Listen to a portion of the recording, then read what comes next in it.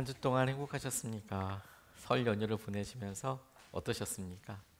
안전사고 없이 잘 오신 여러분들 환영합니다. 해외에 갔다 오신 분들, 또 지금 출국해 계신 분들, 주님께서 어느 곳에서든지 주님의 은혜와 마음을 더하여 주시는 것을 우리가 믿음으로 누릴 수 있으면 좋겠습니다.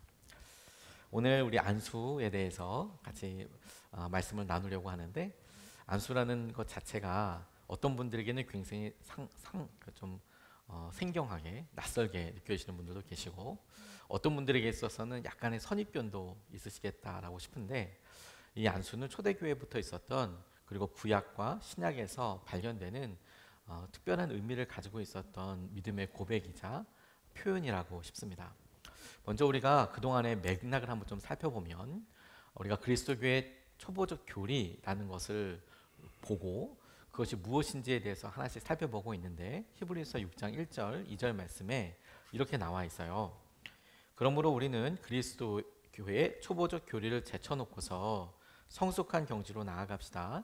죽은 행실에서 벗어나는 회개와 하나님에 대한 믿음과 세례에 대한 관한 가르침과 안수와 죽은 사람의 부활과 영원한 심판에 관련해서 또다시 기초를 놓는 일이 없어야겠습니다.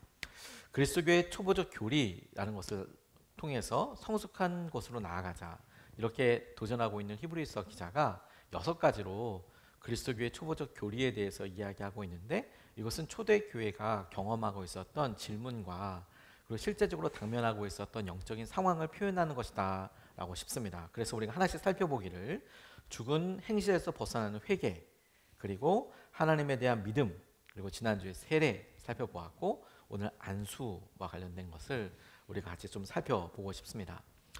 일단 안수를 모르시는 분들 계실 것 같아서, 안수는 손을 얹어서 기도하는 행위를 말합니다. 그래서 성경에 나와 있는 안수를 살펴보면 초대교회뿐만 아니라 구약에서부터 안수하여서 기도했던 일들이 성경에 아주 많이 등장하는데, 첫 번째로 구약에 보면 짐승을 하나님께 제물로 드리거나 속죄로 바칠 때 그 예배를 드리는 사람들이 소나 양이나 염소 위에 안수하여 기도하면서 자신의 죄를 그 희생물에게 전가시킵니다. 각각 안수하고, 그리고 제사장이 그 소, 양, 염소를 잡습니다. 이럴 때 안수하는 게 등장합니다. 두 번째로 야곱이 요셉의 아들들, 야곱이 요셉의 아들들을 축복할 때 이렇게 보면 안수하여서 기도해요.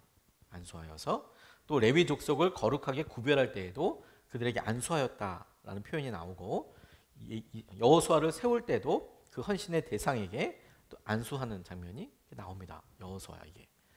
구약에서도 여러 번 나오지만 신약에서는 더 많이 나와요. 신약에서는 예수님께서 아이들을 축복하실 때 안수하여 기도했다라는 표현이 나오고, 질병의 치유를 위해 병자들에게 안수하셨다, 이런 표현이 나옵니다. 안수해서 기도할 때 질병에 시달리던 사람들이 낫게 되었다, 이런 표현들이 나오고, 사도들이 안수할 때 성령이 임하는 성령의 역사가 일어나기도 하고, 그리고 공동체가 일꾼을 임명할 때 안수를 하기도 했었습니다. 저희 교회도 코로나 전에는 새벽 예배 때마다 안수하기도 하고, 계속해서 날마다 기도를 해드리기도 했지만, 어느 순간 이렇게 보니까 저희가 안수 기도를 하고 있지는 않지만, 송구영신 예배 때 신년 특별 새벽 기도를 할 때 안수하면서 기도해 드리기도 했습니다. 그 안수에 대해서 우리가 기본적으로 생각할 때 사람들이 갖고 있는, 이건 특별하게 좀 오래된 거나, 혹은 신비적인 상황을 어떤 경험하기를 원하는 사람들에게나, 혹은 특별한 일이 있을 때나 라고 생각하고 있는 것이 이제 우리의 선입견입니다. 의외로 성경을 보면 안수는 제사장들이 한 것이 아니라 모든 사람들이 다 안수를 하더라. 야곱의 경우만 보더라도 그가 성경에서는 족장 혹은 아버지로 나오지만, 고대 근동에 있었던 여러 사람들 생각해 보면 그냥 부모가 자녀에게 혹은 축복해야 될 대상에게 그렇게 축복하고 기도했다라는 점을 떠올려 볼 수 있지 않겠습니까? 특별한 의미보다 오히려 그것을 갖고 있는 특별한이 아니라 의미, 그 의미의 특별함에 대해서 찾아보는 것이 훨씬 더 중요하겠다. 오늘 그런 중심을 살펴보고 싶습니다. 왜냐하면 안수가 혹은 성경에 나오는 무엇이든 그것을 가리켜야 될 것이, 가리키는 것이 제 임무 아니겠습니까? 그것이 작은 것이든 큰 것이든 그 의미에 대해서 명확하게 좀 짚고, 왜 이것을 그리스도교의 초보적 교리라고 했을까? 그 의미는 무엇일까? 그리고 지금 우리 시대에 맞는 적용은 어떻게 하면 좋을까? 그것이 굉장히 우리에게 중요한 영적인 의미를 준다 이렇게 싶습니다. 첫 번째로 이 안수에 대해서 우리가 좀 살펴볼 때 붙잡고 싶은 것은, 안수는 교회가 영적인 권위를 가지고 사람을 세우고 교회에서 교회로 이어져 왔음을 말하는 중요한 표현입니다. 안수가 여러 안수의 케이스를 보았을 때 교회가 내려오게 되는 영적인 권위를 갖게 되는 중요한 고백이더라. 그 의미를 구약에서부터 살필 수 있는데, 신약의 신명기서 34장 9절 말씀에 보면 이렇게 나와 있어요. 모세가 눈의 아들 여호수아에게 안수하였으므로 여호수아에게 지혜의 영이 넘쳤다. 이스라엘 자손은 주님께서 모세에게 명하신 대로 여호수아의 말을 잘 듣고 그를 따랐다. 그러니까 모세가 여호수아에게 안수하여서 그를 다음 리더십으로 세웠는데, 그럴 때 지혜의 영이 여호수아에게 임했다, 이렇게 설명을 하고 있어요. 그 다음 리더십을 세울 때 사도행전 6장 5절에서부터 6절 말씀은 또 이렇게 이야기합니다. 모든 사람이 이 말을 좋게 받아들여서 믿음과 성령이 충만한 사람인 스데반과 빌립과 브로고로와 니가노르와 디몬과 바메나와 안디옥 출신의 이방 사람으로서 유대계에 개종한 사람인 니고라를 뽑아서 사도들 앞에 세웠다. 사도들은 기도하고 그들에게 안수하였다. 초대 교회에 있었던 구제와 관련된 문제가 있었을 때 이 문제를 사도들이 직접 풀려고 하지 않고 적합한 사람을 세우자, 성령으로 충만하고 주위 사람들에게 인정받는 사람을 세우자, 집사로서 7집사를 세울 때 그들에게 그런 직임과 권위를 부여했던 것이 사도들이 안수하여서 7명의 집사들을 세웠다, 이렇게 이야기하고 있습니다. 또 사도행전 13장 2절 3절 말씀은 그들이 주님께 예배하며 금식하고 있을 때에 성령이 그들에게 말씀하셨다. 너희는 나를 위하여 바나바와 사울을 따로 세워라. 내가 그들에게 맡기려 하는 일이 있다. 그래서 그들은 금식하고 기도한 뒤에 두 사람에게 안수를 하여 떠나보냈다. 파송할 때 선교사로서 선교적 일을 감당하기 위해서 바나바 그리고 사울, 우리가 바울이라고 불리우는 사울을 파송할 때도 보니까 한 사람이 아니라 교회가 그들을 선택하고 그들에게 같이 기도하여서 안수하여서 떠나보냈다. 특별한 목적을 가지고 안수하였다는 점도 볼 수 있어요. 또 디모데전서 4장 14절 말씀을 보면 그대 속에 있는 은사 곧 그대가 장로들의 안수를 받을 때에 예언을 통하여 그대에게 주신 그 은사를 소홀히 여기지 마십시오. 이 말은 우리 안에 은사가 있을 때 이런 은사가 주님께서 우리에게 허락하신 안수로 받을 때 예언을 통해서 막 일어났던 여러 일들, 사람을 세울 때 이렇게 있었구나. 장로, 목사 세울 때 안수 받지 않습니까? 근데 여러분들도 다 이렇게 안수를 받으셨어요. 언제 받았냐 이렇게 싶으시죠? 세례 받을 때 받으셨잖아요. 세례 받을 때 성부와 성자와 성령의 이름으로 세례를 받을 때 여러분들이 안수하여서 기도 받지 않습니까? 변개치 않은 주님의 약속과 세우심을 받을 때 우리가 안수를 받습니다. 교회의 처음은 예수님을 따르는 제자들의 모임에서 그 출발점을 찾습니다. 대부분. 그럴 때 예수님과 함께한 제자들이 예수님의 말씀을 듣고 따르면서 변화되었고 그들이 부활의 증인이 되기도 했습니다. 성령님께서 약속하신 대로 강력한 성령의 임재를 경험한 다음부터는 바깥으로 나가서 증인의 삶을 살게 되었죠. 그리고 우리는 그 교회를 초대교회라고 부르는데 그 교회가 예수님의 제자들의 모임, 박해, 탄압으로 인해서 흩어진 여러 그 증인들을 통하여서 이루어지는데 그 중에 우리가 주목해야 될 것이 무엇이냐면 그냥 그저 자연 발생적으로 생긴 것이 아니라 주님을 따라다니던 증인들이 박해와 탄압으로 흩어졌지만 그들을 믿고 그 다음 만남과 그 다음 모임과 또 안수하여 세우는 그런 손길들이 이어져서 만남들이 이어져서 교회가 교회로 이어져 내려왔다라는 사실입니다. 그러니까 안수가 이야기하고 있는 것은 무엇이냐면 그 다음 사람을 세울 때 그 공동체에 우리가 함께 기도하고 하나님께서 세우신 권위를 어떤 사람에게 맡길 때 이렇게 안수하여 세워져 왔고 이 권위가 예수님부터 시작해서 이후에 모든 사람들에게까지 낫게 되었다라는 겁니다. 그것이 안수의 형태일 수도 있고 그리고 사람의 끈으로 만남으로 우리가 여기까지 홀로가 아니라 함께하는 사람으로 이어져 왔다는 것이죠. 저희 아버지가 처음에 목사 안수를 받았을 때 이런 일이 있었다고 전해 들었습니다. 아마 제가 설교 때도 들었을 텐데 저는 기억이 안 나더라고요. 내가 사역을 가야 할 것이냐, 사역을 해야 될 것이냐를 놓고 일주일 넘게 금식하면서 기도하셨대요. 하나님의 부르심이 있지 않겠나, 약속의 말씀이든 뭔가 주시지 않겠나. 그렇게 간절히 기도하고 있을 때 일주일이 지나도 아무런 어떤 변화도 없고, 그리고 그냥 덤덤한 그런 일이 계속 되는데, 한 7일 정도 되었을 때 평소 때 교제하고 있었던 집사님, 그리고 전에 다녔던 교회 목사님, 이 두 분이 신방을 오셨대요. 신방을 쌀 한 말을 들고 그렇게 오셨대요. 본인이 목사 안수를 위해서 기도하고 있다, 목회기를 위해서 기도하고 있다, 이런 얘기 안 했는데 두 분이 오셨다는 거예요. 자기 어떻게 금식하고 있는지 알고. 그리고 저희 아버지한테는 그 작은, 작지 않죠, 그 소중한 그 쌀 한 말이 하나님께서 나를 사역자로 부르시는구나, 목회자로 부르시는구나, 그런 귀한 응답과 사인이 되었다라고 어머니를 통해서 전해 들었어요. 근데 놀랍지 않습니까, 여러분? 우리는 어떤 하나님께서 우리와 닿아 계셔, 우리에게 손을 내밀어서 우리를 선택하시고 안수하고 계셔, 교회가 그런 사람의 손길로 인도하고 내려와 있어를 느낄 때 엄청난 사건이나 우리가 생각해 봤을 때 기억할 만한 무슨 일을 통해서 생각하지만, 정작 그 가운데 중요한 것은 그걸 인도하시는 하나님께서, 하나님이 예비하신 만남과 하나님이 예비하신 그 때를 통하여서 우리를 세우시고 이끌어 가신다라는 거예요. 그때 우리에게 중요한 표징과 증거가 될 수 있는 것 중에 하나인 행위가 뭐냐면 안수라는 거예요. 안수. 내가 선 것이 아니라 하나님께서 나를 세우시고 하나님께서 나를 이끌어 가시고 하나님께서 나를 붙들어 주시는 거야.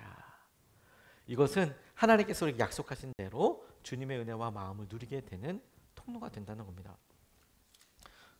우리가 이렇게 안수를 생각해 보면 여러분, 특별히 교회가 이런 영적인 안수를, 목회자가 영적인 권위를 가지고 있고 오늘까지 이어졌던 중요한 통로라고 할 수 있겠어요. 근데 간혹 보면 이런 안수 자체, 행위 자체에 대해서만 주목을 하셔서 그 일어나는 역사, 결과에 대해서만 굉장히 또 마음이 가 계신 분들도 간혹 계세요. 그래서 끝나고 난 다음에, 지나고 난 다음에 건너 이런 얘기가 있었다라고 이야기하면서 어떤 분이 성령의 역사가 강력하게 일어나는데, 치유의 역사가 일어나는데 어느 권사님께 안수받으러 갔다, 어느 선교사님께 안수받으러 갔다, 이렇게 이야기를 하시는데 정작 참 위험한 일이죠. 하나님께서 우리를 만나게 하시고 이끌어 가실 때 건강한 교단과 그리고 영적인 권위를 통해서 우리를 세워가시고 이끌어 가시는 통로가 된다. 성경에서 발견되는 안수는 주님께서 세우신 사람, 그 사람들의 연속적인 흐름, 그 흐름을 통해서 여전히 증거되는 주님께서 이끌어 가신다라는 놀라운 권위를 우리에게 알려주시는 중요한 통로라는 점을 우리가 꼭 붙잡아야겠다고 싶어요. 그런데 여러분, 여기서 우리가 또 한 가지 중요한 부분이 있다고 싶어요. 영적인 권위뿐만 아니라 성경에서 이 안수에 대해서 이야기할 때 두 번째 중요한 것은 뭐냐면, 교회의 영적인 권위, 사람의 손길로 이어져 오는, 손에서 손으로 이어져 오는 이런 놀라운 은혜뿐만 아니라 살아계신 성령님의 역사하심을 드러낼 때에도 안수와 함께 연결되어 있는 것을 보게 됩니다. 안수는 살아계신 하나님과 지금도 함께 하시는 성령님의 일하심에 대해서 나타내는데, 이건 지금 살아서 역사하시는 사랑의 끈의 역할을 하기도 합니다. 누가복음 4장 40절 말씀을 보면 이렇게 나와 있어요. 해가 질 때에 사람들이 온갖 병으로 앓는 사람들을 다 예수께로 데려왔다. 예수께서는 한 사람 한 사람에게 손을 얹어서 고쳐주셨다. 주님께서 손을 얹어서 고쳐주셨다라는 거예요. 사도행전 8장 17절에도 그래서 베드로와 요한이 그들에게 손을 얹으니 그들이 성령을 받았다. 성령을 받게 되는 이유가 뭐였냐면 손을 얹어서 기도했을 때. 디모데후서 1장 6절, 오늘 함께 읽었던 것으로 보면 이런 이유로 나는 그대를 일깨워서 그대가 나의 안수로 말미암아 그대 속에 간직하고 있는 하나님의 은사에 다시 불을 붙이게 하려고 합니다. 이렇게 이야기하고 있어요. 여기서 주목해야 될 것은 뭐냐면, 영적인 권위를 통해서 사람들을 세우고 성령께서 직접 이끌어 가신다, 하나님께서 선택하신 사람들 이끌어 가신다, 이 영적인 권위, 흐름과 함께 동시에 지금 성령께서 살아계시고 그 하나님의 능력을 드러내실 때 안수를 사용하시더라라는 것입니다. 이 안수를 통해서 하나님께서 하실 것을 우리가 보면 성령께서 치유와 능력, 영광을 드러내실 때 그리고 축복하실 때 중요한 어떤 표현과 수단이 되더라.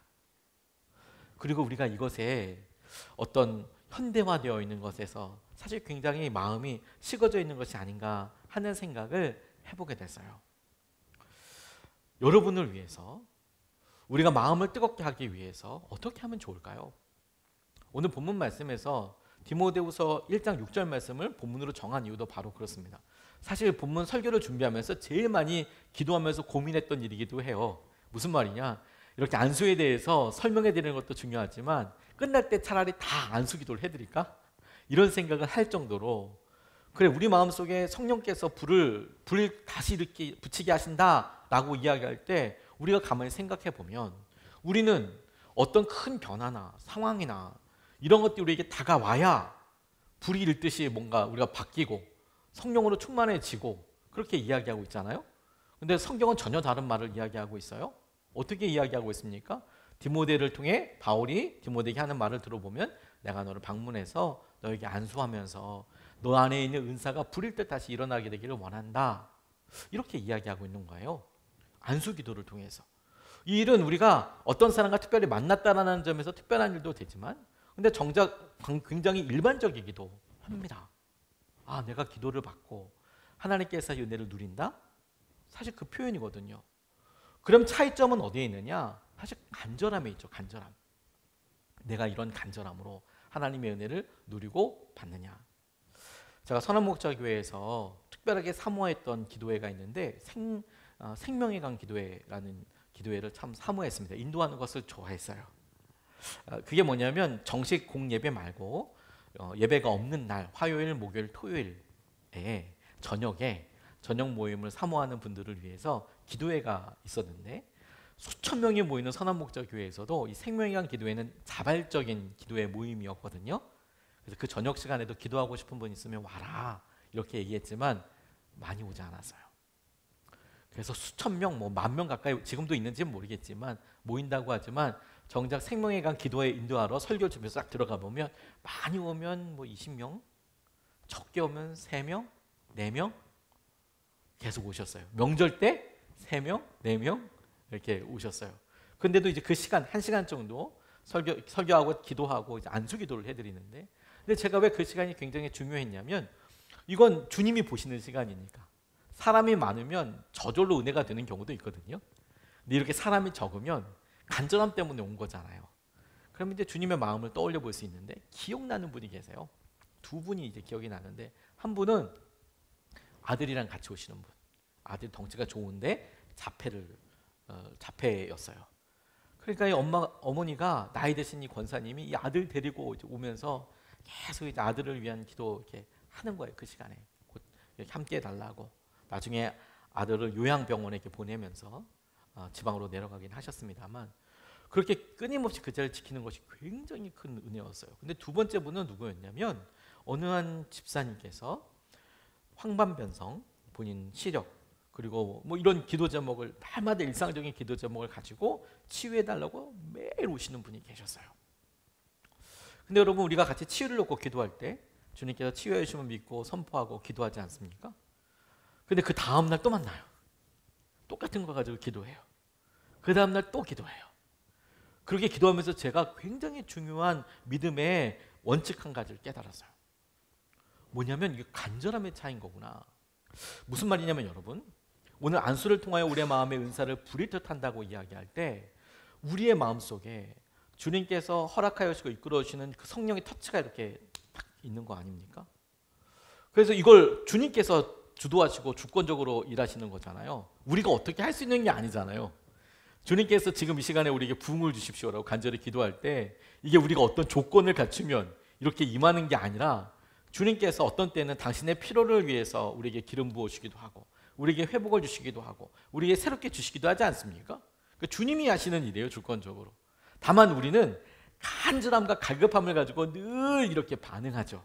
주님 오늘입니까? 오늘 우리를 회복시켜 주십시오. 오늘 우리를 새롭게 해 주십시오. 그렇게 나아간다고요. 근데 어느 순간에 여러분 우리의 마음이 그렇게 간절함이 떨어져요. 그래서 주님을 찾는 일을 하지 않아요. 그래서 주님께서 일하시고자 하시는 일을 더 못 알아차려요. 근데 주님의 관점에서 가만히 보니까 주님께서 간절하게 역사하고 일하시게 보실 때 우리가 할 수 있는 최선은 주님께서 일하실 때까지, 드러내실 때까지 간절함을 가지고 주님 앞에 나아가는 것밖에 없더라고요. 그런 의미로 살펴보면 그 집사님, 나이가 많으신 여자 집사님이셨는데 아니 이분은 낫지가 않아. 그렇게 몇 년을 기도해. 그런데 치유해달라고 또 오셔. 그 다음에도 또 오셔. 저 그게 진짜 믿음이라고 생각하게 됐어요.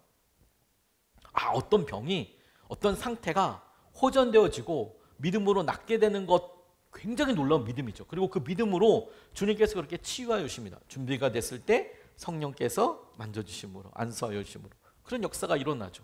근데 여러분 이건 우리가 어떻게 좌지우지할 수 없잖아요. 근데 우리가 포기하지 않고 그 자리에 끊임없이 주님을 향한 믿음과 간절함을 가지고 나아가요. 그 자리에 있어요. 주님을 사랑해요. 주님 앞에 계속 매어 달려요. 그게 우리가 보일 수 있는 가장 놀라운 믿음 아닙니까? 치유가 되도록 되는 믿음보다도 더 놀라운 믿음은 뭐냐면 그 자리에서 함께 하시는 주님을 의지하고 바라보는 것이 치유의 믿음과 하나님께서 보시기에 무슨 차이가 있어요? 그 믿음이.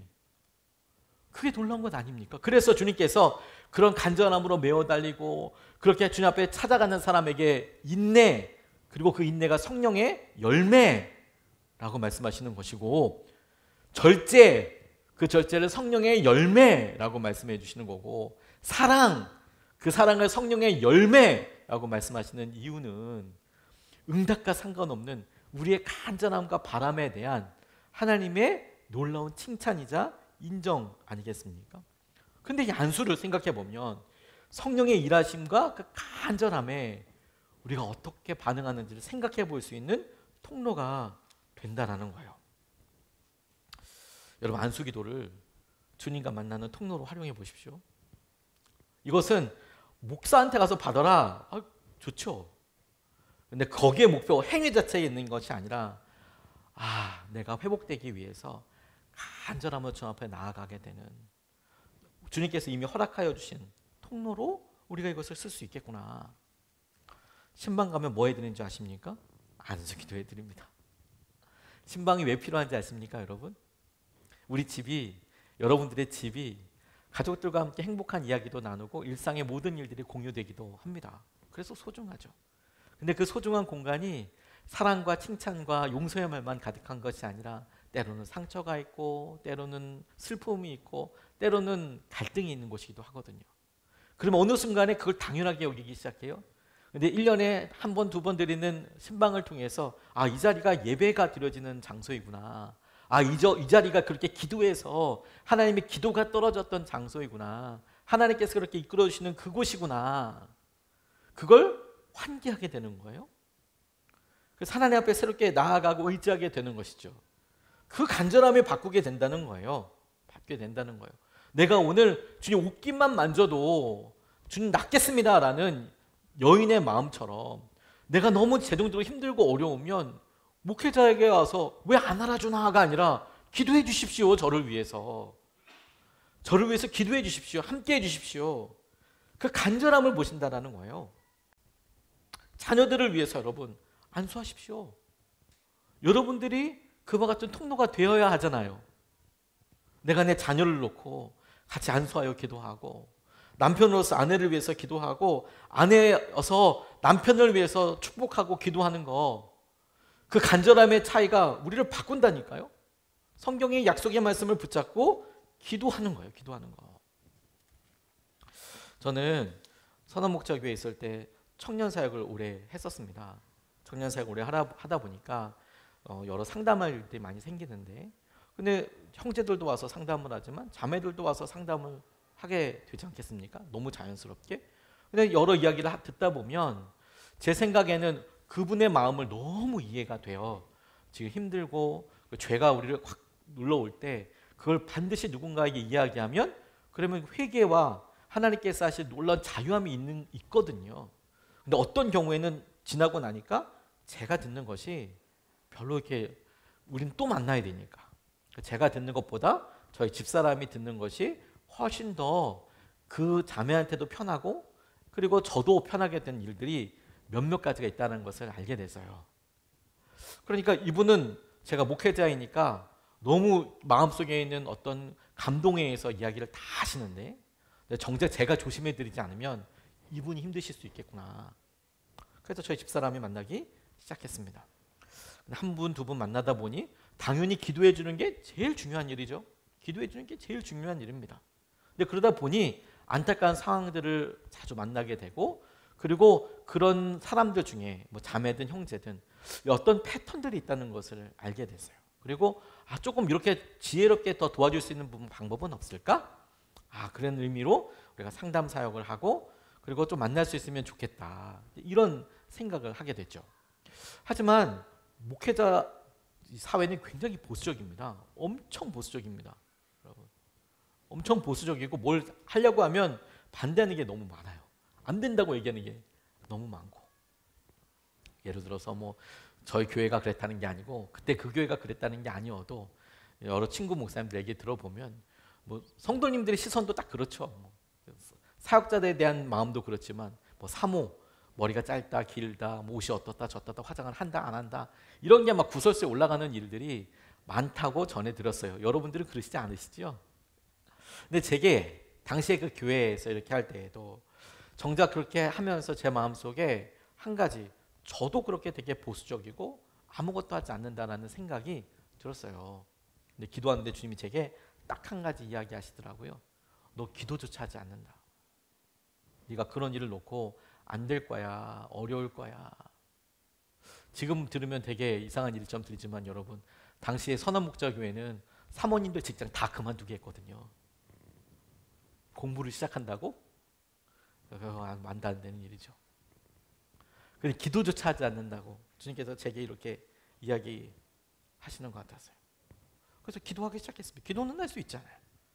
자녀들을 안수하듯이 아내를 놓고 기도하고 또 기도하고 그랬더니 주님께서 열어주시더라고요. 주님께서 장학금이나 또 인도하심이나 만남이나 이런 것들 다 축복해서 또 그렇게 될 수 있도록 길들을 열어주시더라고요. 간절함의 차이라고 싶어요, 여러분. 저는 그 안수를 통해서 우리 교회에 주님께서 지금 여기 하시는 것은 뭐냐면 너에게 그런 간절함이 있냐. 일상적으로 넘어가는 그런 일들 외에 너희들 안에 진짜로 간절함이 살아있느냐. 바라냐. 그것을 믿느냐. 여러분들이 저를 엄청나게 뭐 어마어마한 사람으로 생각해 달라는 것도 아니고 주님은 저를 통해서 일하시잖아요. 제가 대단한 사람이어서가 아니라 여러분들을 통해서도 일하시잖아요. 근데 그런 당연한 일들 가운데 우리 어려운 일들을 내가 주님의 말씀에 의지해서 나아가고자 하는 그 간절함이 여전히 살아있느냐. 이게 저와 여러분들이 안수를 통해서 주님께서 여전히 붙잡고 깨닫게 하시는 일이라고 싶어요. 뿐만 아니라 여전히 안수는 우리에게도 참 중요한 일이라 생각되어지는 게 뭐냐면 사랑의 끈, 사람의 끈으로 우리가 주님 앞에 쓰임받을 수 있고 또 그렇게 해야만 하기 때문에 그렇기도 합니다. 21세기 지금 우리 시대를 AI 시대라고도 하고 모든 것이 전부 다 대체 가능할 것처럼 여겨지지만 안수는 컴퓨터가 못할걸요? 저도 한꺼번에 두 사람밖에 못해요. 한 번에는 손이 두 개밖에 없으니까. 그나마 두 개 할 때도 이상하잖아요. 한 번에 한 명밖에 되지 못합니다. 아무도 대신해 줄 수 없습니다. 근데 사람과 터치가 엄청 중요하죠. 마태복음 8장 1절에서부터 4절까지 말씀은 이렇게 이야기합니다. 예수께서 산에서 내려오시니 많은 무리가 그를 따라왔다. 나병 환자 한 사람이 예수께 다가와 그에게 절하면서 말하였다. 주님 하고자 하시면 나를 깨끗하게 해주실 수 있습니다. 예수께서 손을 내밀어서 그에게 대시고 그렇게 해주마 깨끗하게 되어라 하고 말씀하시니 곧 그의 나병이 나았다. 예수께서 그에게 말씀하시기를 아무에게 아무 말도 하지 말아라. 가서 제사장에게 내 몸을 보이고 모세가 명한 예물을 바쳐서 사람들에게 증거를 삼도록 하여라 하셨다. 3절 말씀을 다시 보면 예수께서 손을 내밀어서 그에게 대시고 그렇게 해주마 깨끗하게 되어라 이렇게 말씀하신 부분이 있습니다. 주님께 찾아온 사람은 나병 환자였습니다. 그 나병 환자를 향하여 주님께서 말씀하시면, 명령하시면 나병이 낫지 않겠습니까? 한 말씀으로도 깨끗하게 되었다. 이렇게 말씀해 주셔도 충분히 주님께서 치유하실 수 있으실 텐데 주님이 자기를 찾아온 나병 환자에게 굳이 손을 대셨어요. 손을 대셨어요. 율법에 의하면 부정한 것과 닿으면 부정해집니다. 거꾸로도 있어요. 이런 정결 예식들을 보면 거룩한 향유, 그리고 거룩한 우슬초부터 시작해서 이렇게 하게 될 때 거룩한 것과 닿아서 거룩하게 되는 정결 예식도 있습니다. 근데 대부분 율법이 적용될 때 보면 부정한 것과 닿으면 부정해져요. 그래서 이 나병 환자도 사람들 앞에 나올 때는 스스로 입을 가리고 부정하다, 부정하다, 자기가 부정하다고 이렇게 스스로 외치면서 와야 하거든요. 이 사람 여기 어떻게 왔는지 모르겠어요. 예수님 앞으로 부정하다, 부정하다 그러면서 와야 했어요. 근데 그에게 주님께서 손을 대셨어요. 그러면 거기 있는 모든 사람들은 아주 친숙하게 알고 있는 율법과 적용대로 부정한 것에 닿았으니 예수님이 부정해졌다. 이렇게 여겨질 수밖에 없는 상황이거든요. 물론 결론적으로는 주님께서 그가 치유된 것을 통해서 거룩한 것에 닿아서 거룩하게 되었다. 이런 증거가 되기도 하지만 막상 이 일이 딱 일어나는 그 순간에 보여지게 되는 것은 뭐였냐면 왜 부정한 것과 닿아서 일부러 부정해지시지? 라는 그런 선입견이 먼저 이렇게 보여지게 되었을 겁니다. 근데 그럼에도 불구하고 주님께서 그에게 손을 대신 것은 특별한 의미가 있었어요. 왜냐하면 우리에게 터치가 너무 중요하거든요. 이와 관련된 실험을 한 게 있는데요. 인터넷 사이트 이렇게 찾아보면 헨리 할로우라는 거 이렇게 쳐보시면 할로우라고 하면 쳐봐도 그냥 쫙 뜨더라고요. 많이 뜨더라고요. 제가 사진 하나 준비했는데 여러분 보시기에 오른쪽에 원숭이, 새끼 원숭이가 한 마리 있고 두 개는 인형입니다. 인형.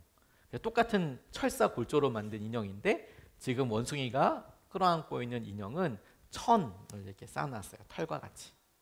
그리고 반대쪽에는 그냥 철사만 이렇게 있어요. 똑같은 구조의 인형입니다. 그런데 철사는 수유할 수 있도록 젖병을 이렇게 할 수 있도록 거기에 이제 구멍을 이렇게 뚫어놨어요. 그래서 밥을 먹으려면, 젖을 먹으려면 이 새끼 원숭이가 저 철사가 있는 저 인형 가야 수유, 젖을 먹을 수가 있어요. 자기를 공급해주고 먹여주는 거 아니에요? 그래서 이 할로우 박사가 그 원숭이가 어떻게 행동하나 패턴을 찾아보니까 놀라운 것을 발견하게 됐어요. 아니 먹여주는 거잖아요. 먹여주니까 당연히 그 옆에 밥 수유를 할 수 있는 저 인형 옆에 있을 것 같은데 17시간 이상을 저 털을 가지고 있는 자기가 안을 수 있는 저 인형 옆에 머물더라는 거예요. 오히려 1시간 정도만 수유하는 인형 옆에 잠깐 가서 끼니만 이렇게 먹고 나머지 대부분의 시간은 저 털 있는 인형 옆에 있더라는 거예요. 그래서 이 사람이 깨달은 게 뭐냐면 접촉에서 오는 위로가 있더라. 접촉에서 오는 위로. 근데 실험이 좀 계속됩니다. 그래서 어떤 사람들은 동물한테 좀 너무한 거 아니냐 이렇게 반론을 이야기하는 사람도 있지만 저 실험이 진행될 때에는 그런 게 다 허용되던 때였어요. 저 새끼 원숭이한테 괴물을 보여주기 시작했습니다. 눈이 번쩍번쩍하는 똑같은 인형이죠, 인형. 인형을 딱 갑자기 팍 보여주는 거예요. 문을 확 열고 그 인형이 나타나는데 막 불이 번쩍번쩍하면 놀랄 거 아니에요. 무서울 거 아니에요. 새끼 원숭이가 놀라가지고 도망치더라는 거예요. 근데 도망치는 것에서 끝나지 않고 가만히 행동들을 보니까 무서우니까 피하는 것이 목적이 아니라 무서우니까 이 털로 쌓여있는 엄마한테 찾아가더라는 거예요. 엄마 원숭이한테. 그래서 그걸 보고 가만히 보다 보니까 이게 사람들이 두려우면 이 원숭이가 두려우면 공포를 느끼면 얘 도망치는 게 아니라 자기를 안심시켜주고 두려움을 몰아내주는 것을 향해 도망치는 거구나. 이걸 깨달았던 거예요. 그냥 도망치는 게 아닌 거구나. 나를 위로해주고 나와 함께하는 것을 위해서 내가 도망치는 거구나. 그러다 또 실험을 했답니다. 나중에 아무도 터치하지 못하게 아무것도 만지지 못하게 이런 나무 같은 곳에다가 이렇게 새끼 원숭이를 이렇게 두었는데 먹을 것은 주고 계속 공급해 주는데 그러니까 아무것도 만져주는 사람도 없고 자극을 주는 사람도 없고 그렇게 한 달 동안이나 키웠더니 10마리 중에 2마리 이상이 나오자마자 얼마 안 있다가 죽더래요. 영양의 문제가 아니고. 그리고 다시 이런 공동체 안에 넣어주었는데 정상적인 행동을 하지 못하더래요. 무리 활동을. 그래서 또 점점 더 쇠락해지거나 어려워지더라는 거예요. 어려워지더라는 거. 여러분 우리 스스로가 하나님께서 하신 여러 일들과 상황들 가운데 나 혼자서 살 수 있을 것 같고 그렇죠. 그리고 거긴 대단히 많은 것들이 필요할 거라고 생각하죠. 정작은 그렇지가 않습니다. 이 나병 환자를 통해서 우리의 모습과 비슷한 것을 보는 거예요.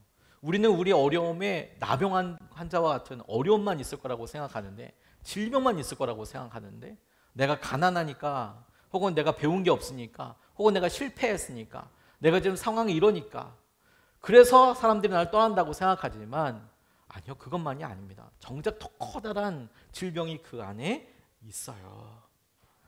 아무도 자신을 만지려고 하지 않는 거죠. 사실. 나병 환자를 통해서 진짜 힘든 건 뭐냐면 외로움입니다. 외로움. 내게 소중한 사람이 없다는 거. 내게 소중한 사람이 없다는 거. 안수가 중요한 이유가 뭔지 아십니까?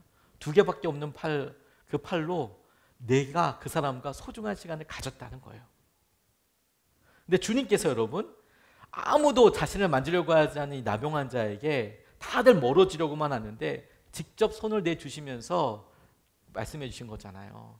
주님 원하시면 나를 깨끗하게 해주실 수 있습니다. 그랬더니 주님께서 뭐라고 말하면 내가 원한다. 그래, 내가 원한다. 깨끗하게 되라. 이렇게 이야기하고 계시잖아요.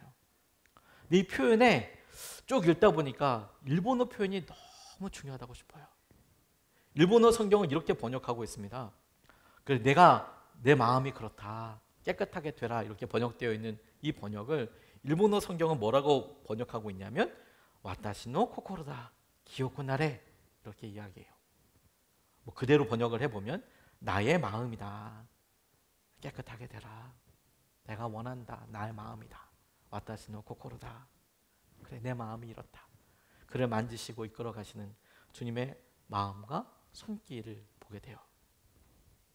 저는 여러분 주님께서 그래 그리스도교 초보적인 교리를 이야기할 때 안수 그래 당시에는 의료시설도 없고 당시에는 뭐 여러 가지 기댈 수 있는 형편들이 없었으니까 안수가 진짜 능력에 있어서 죽어가는 사람들을 살리고 꼭 필요한 사랑의 손길이 됐습니다. 저희도 여러분 우리 부모님들의 손길이 우리를 살리지 않았습니까? 저 어렸을 때 맨날 저 어디 아프다 그러면 맨날 배가 아팠는데 실제로는 다른 곳이 많이 아팠을 텐데 애들이 아프면 맨날 배가 아프다고 하잖아요. 그럼 저희 어머니 밤새도록 제 배를 이렇게 쓰다듬어 주시면서 제 배는 똥 빼고 엄마 손은 약손이라고 믿음으로 선포하듯이 밤새도록 그렇게 얘기해 주셨어요. 진짜 그럼 거짓말처럼 났어요. 우리도 사실 그렇게 놀라운 손길을 그 마음을 사랑을 우리도 경험했죠.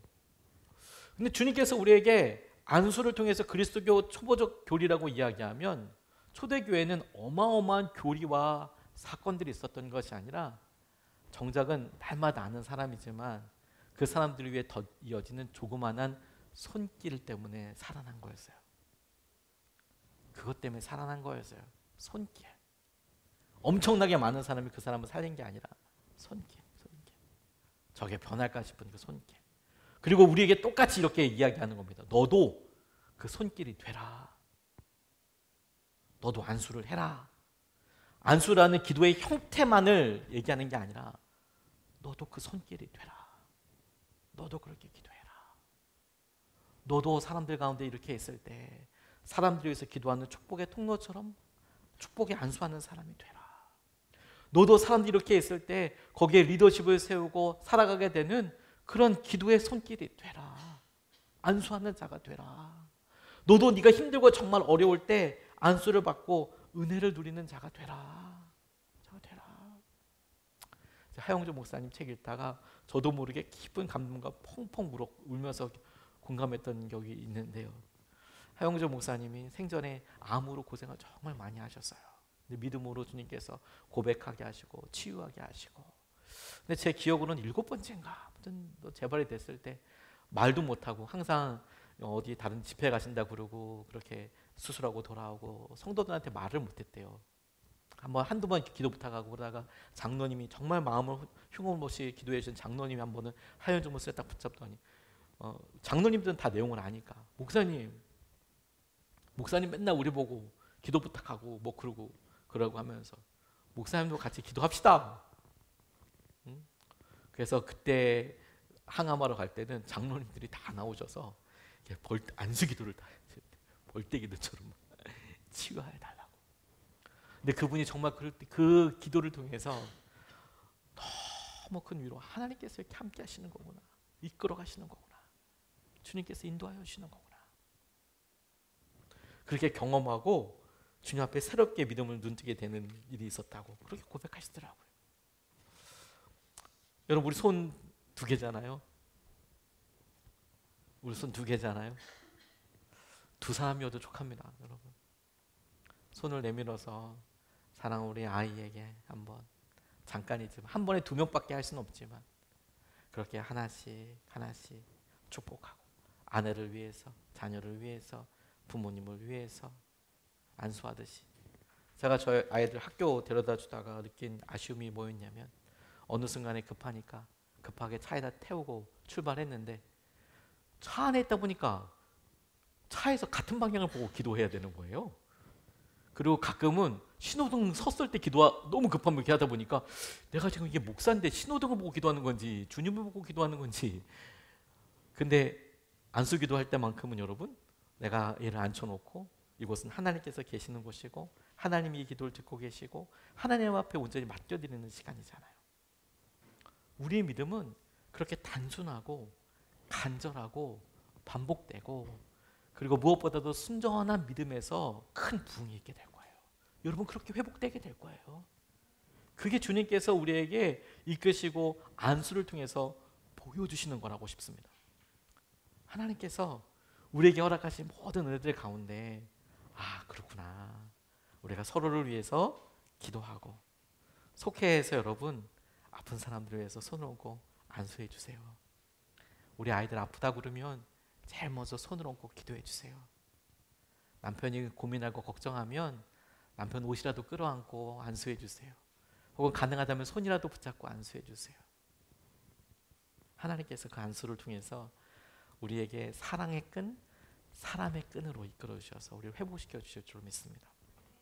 성경은 이와 같은 메시지가 너무도 분명하게 반복되어서 나오고 있습니다. 오늘 3가지로 좀 나눠보시면 좋겠습니다. 첫 번째, 교회는 특별한 전통과 사랑의 끈으로 이어져 왔습니다. 주님께로부터 제자들을 거쳐서 이어져 온 연결 관계들을 한번 상상해 보십시오. 지금의 당신에게 가장 의미 있게 와닿는 부분이 있다면 무엇입니까? 저는 저희 아버지가 그렇게 목회길을 안 갔으면 어땠을까, 그 장면이 생각났는데 이런 생각도 해보게 됐어요. 선교사님들이 한 150년 전에 그렇게 오지 않았으면, 그렇게 안수로 닿듯이 우리의 삶에 찾아오지 않았으면 조선 땅은 어땠을까? 또 여러분들에게도 그런 경험이 있지 않습니까? 내가 그때 주님의 손길을 닿지 않았다면 어땠을까? 우리는 그런 사람의 끈과 그런 사랑으로 여기까지 왔습니다. 두 번째, 당신의 삶에서 성령께서 일하여 주시기를 간절히 간구하는 영역이 있다면 무엇입니까? 간절함을 한번 회복해 보십시오. 사랑을 한번 회복해 주십시오. 기도해 보십시오, 여러분. 안수라는 것은 어떤 표현이고 그리고 어떤 방법일 것 같습니다. 근데 행동 자체에 막 너무 매이는 것도, 행동도 되게 중요하지만 뜻을 잘 살펴보며 내가 기도로 열심으로 간절함으로 나아갈 수 있을지 한 번 더 살펴보면 좋겠고, 세 번째, 당신이 축복하며 안수하여 기도하고 싶은 사람은 누구이며 이유는 무엇입니까?